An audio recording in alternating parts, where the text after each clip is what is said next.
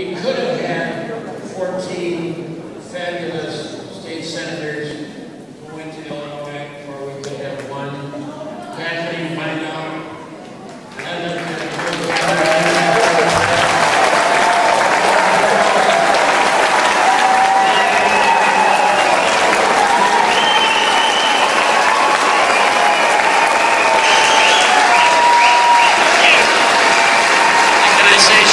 people that convinced us to have FightingBobFest North. She's the one. Thank you for what you do. Thank you very much. Thank you. Thank you. Thank you. Thank you. Thank you. Thank you. Hey, without you guys doing what you did, what we did, nobody would have paid any attention to. So we are a team. I took a call at 6 o'clock in the morning, and Senator Mark Miller, suggested that I not go into the Capitol. He said, the moment you walk into the Capitol, you are going to be followed by a state patrol officer, and your choices are going to be limited. 3 hours later, I was driving south and intent on crossing the border before the gavel fell, opening the Senate session for that morning. We, the Senate Democrats, invoked the Constitution. Don't let anybody tell you any different. We didn't violate the Constitution, we invoked the Constitution. Article 8, Section 8. And our founders recognized that in fiscal matters, the people need to be protected from the tyranny of a slight majority. And as I drove south, leaving my beloved state, I had an overwhelming feeling of freedom. And I had agonized about how to stop that bill in the last couple days. And I was prepared to go to the Senate floor to debate the bill, to amend it, to delay it. But in the end, they had the votes. And in the end, we were going to lose. We didn't have the power to stop the bill if we stayed in the Senate. But we did have the power to stop the process. And we seized that power that was provided in the Constitution. And at that moment, it was more powerful to not vote than to vote.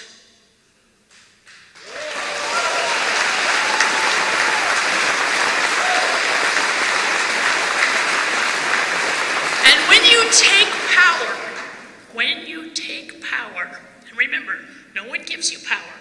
You have to take it. And teachers at Chi-Hi know this. Don't ever ask for permission, ask for forgiveness. When you take power, you take back your freedom. And at that moment, I took back my freedom. I took back the freedom of the people I represented. I took back the freedom of the people in the great state of Wisconsin.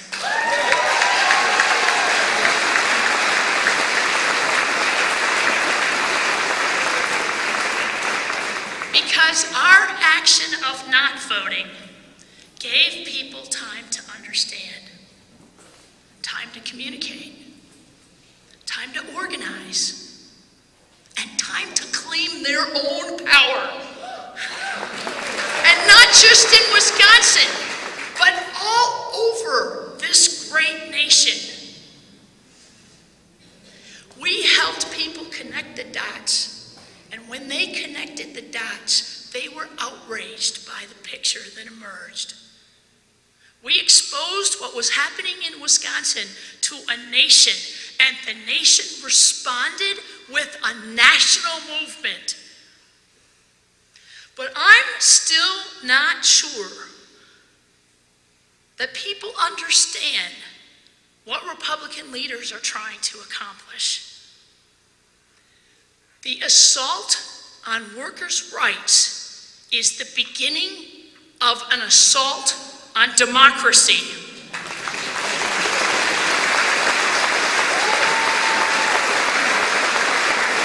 What we are witnessing right now is the dismantling of our democracy. And the front line is state legislatures all across the country. And what is happening is a right-wing agenda conceived by the big-moneyed elite, nurtured in retreats held in places like Aspen ski resorts, written into legislative proposals written by corporate attorneys, distributed to Republican lawmakers through something called ALEC, the American Legislative Exchange Council, which is, if you don't know, a conservative not-for-profit group that is funded almost entirely by corporations, and then passed out to Republican lawmakers. And in preparing for this speech, I looked through some of the details, and I couldn't get the real details because I had to be a member, and of course I'm not a member. But when I looked through, yeah, right. But when I looked through the titles of all these bills, and you should do this just for your own education, I saw so many bills that I recognized that are bills going through the Wisconsin state legislature right now that I didn't even know where to start telling you about this. Of course, I can't prove any of this because I can't get access to the details of the legislation, but I have a few suspects. First of all, the recently passed deregulation of the telephone industry. Wisconsin has some of the strongest consumer protection laws related to telephones in this country. Companies can't dramatically raise prices. If you have problems with service or quality, you have a place to appeal those problems. Your company is required to keep you if no one else will.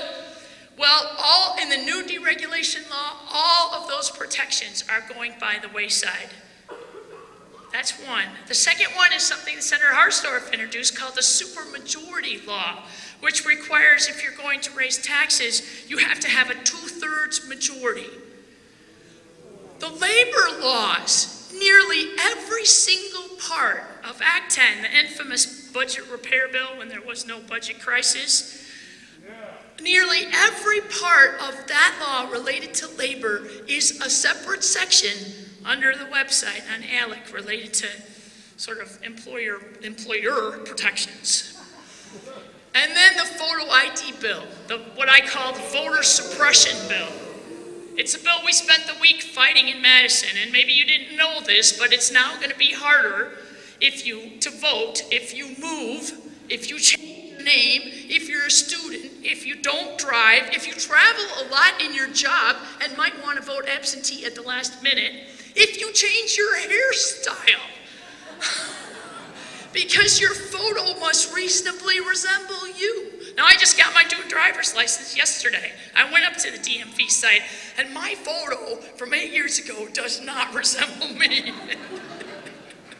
So we're disenfranchising the poor, the minorities, the seniors, college students, people that live in rural areas, and chances are this bill, too, is going to end up in court. Now, during the campaign, we heard all about jobs. We were promised jobs by the Republicans, and with record high unemployment, people bought that line and they voted in Republicans. But once in power, the Republicans didn't deliver on jobs. They delivered the ALEC bucket list. Everything ALEC wanted and the corporate elite wanted somehow began to make its way through the Wisconsin state legislature. Because in the end, it is all about the corporatization of America, the complete control of our democratic process and our public institutions by the moneyed elite. Now today we celebrate Governor LaFollette and his lifelong fight against corporate power. But today, the very institutions he created are under attack. For example, did you know in Act 10, the infamous school budget repair bill, the governor, Walker, dismantles the civil service system put in place by Bob LaFollette in 1905. 36 positions that used to be civil service can now be filled by political cronies, their political appointments. And any manager in state government may be turned into, that position may be turned into a political appointment. He takes the entire Department of Commerce and makes it a corporation, making himself the CEO and chairman of the board, and the board members his own personal appointees who serve at his pleasure. He takes the entire Department of Natural Resources and makes it into a charter agency, and it does only what they're ordered by executive order. And he is systematically dismantling public education. And you've heard it by making $1.7 billion not available to schools, that is now, by creating independent charter schools who can be created by 3 people, appointees of 3 people, the governor, Scott Fitzgerald, and Jeff Fitzgerald. I'm not making this up. By expanding the private school voucher program, doing away with eligibility and doing away with any geographic restraints. By taking teacher discipline and allowing teachers to be disciplined based or dismissed based on test scores or worse. So destroying public unions, public sector unions, was only the first but vital step to our frontal assault on democracy. But a funny thing happened on the way to the forum. The people woke up. And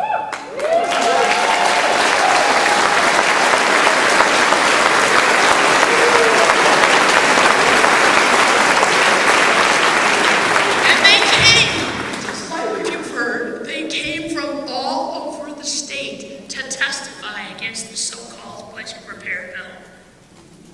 And the leaders shut down the public hearings, with hundreds of people still waiting to speak. And thousands of people rushed into the Capitol to protest. And so the leaders restricted the people's access to the Capitol in defiance of the Constitution. And then Senate Democrats left the state to give people time.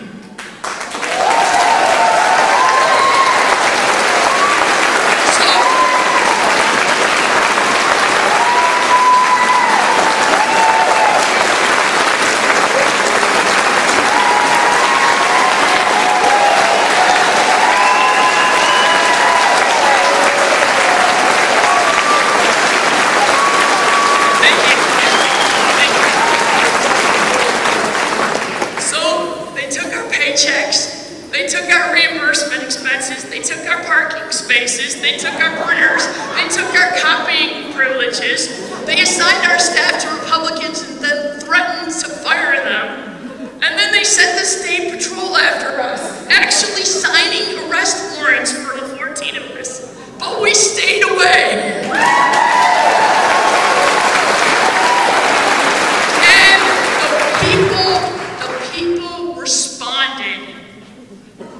And none of this was in the corporate playbook.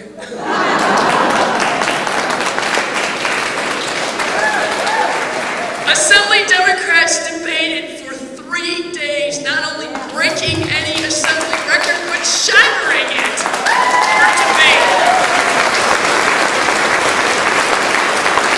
And the leaders were so upset they cut off the debate in the middle of the night. And still the Senate Democrats stayed away. And the Republican leaders illegally convened a conference committee and passed the bill, which of course ended up sending it to court, which is where it stays now.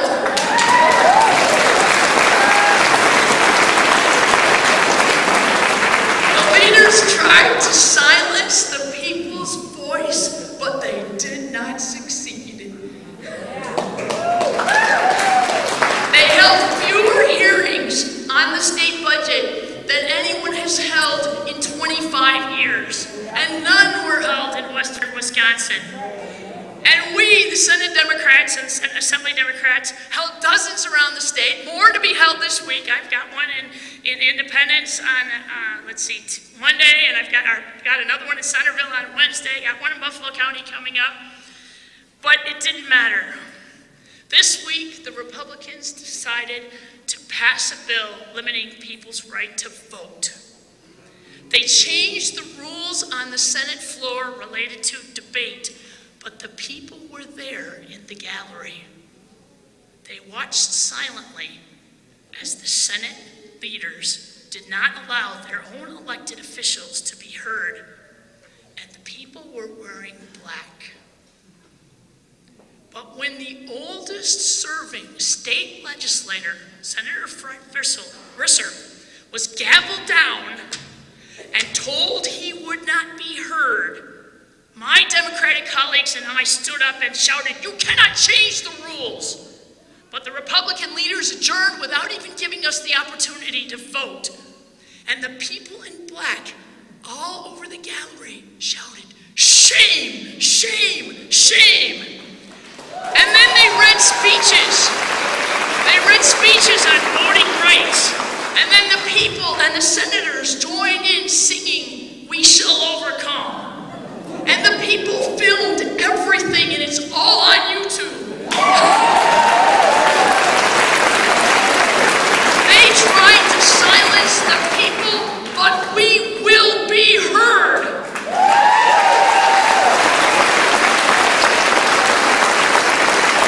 And in a democracy, the people have the final say about how government works for us.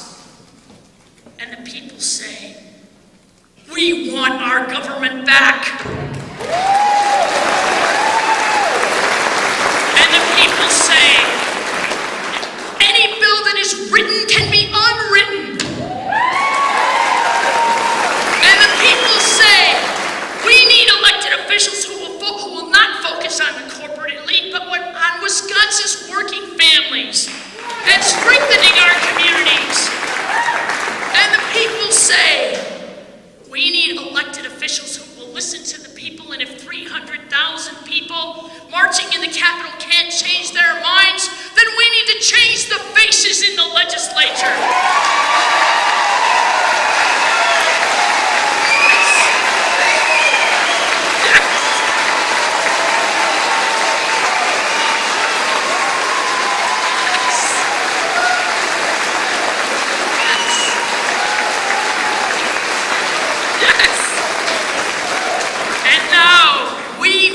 Take back our power, and we must win back our state.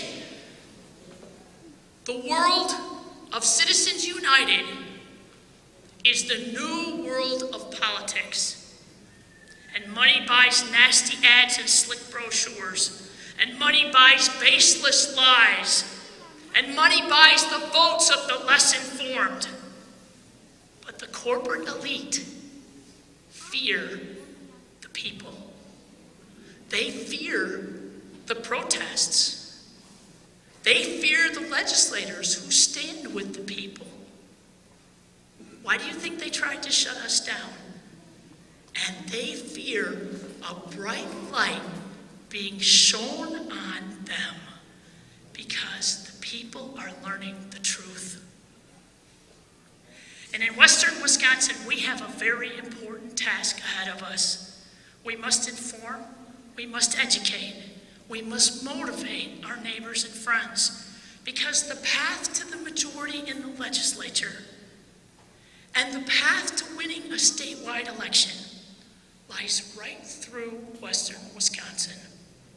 Republicans cannot win if they don't win in our neighborhoods.